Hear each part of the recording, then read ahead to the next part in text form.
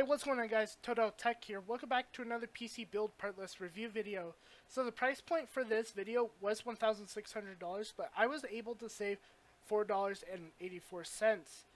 By the way guys, if you do enjoy at any point, make sure to drop a like and subscribe if you're new to the channel. Also, don't forget the link to these parts are in the description below. But anyways guys, let's get on with the video. So starting off with the case, I chose the Cooler Master Masterbox MB530P. This is an ATX mid-tower that can actually hold everything that we have for this PC. Next, for my CPU, I chose the AMD Ryzen 7 3800X 8-core 16-thread processor.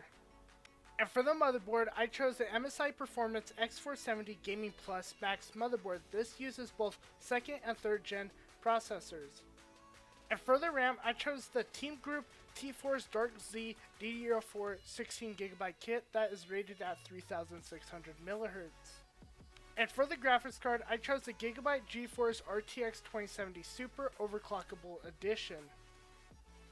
And for the power supply, I chose the Silverstone Technology ET700MG 700 watt fully modular 80 plus gold power supply.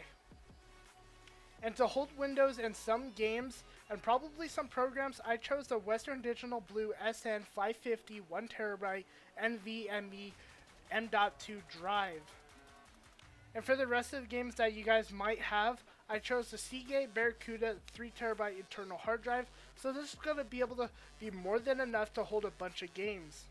And for the cooler, I chose the Cooler Master Master Liquid ML240L RGB V2.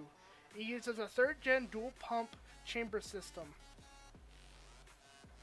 Ending off with that, our price point was $1,600, but I was able to save $4.84. But anyways guys, that's going to wrap up for this video. If you guys did enjoy at any point, make sure to drop a like and subscribe if you're new to the channel.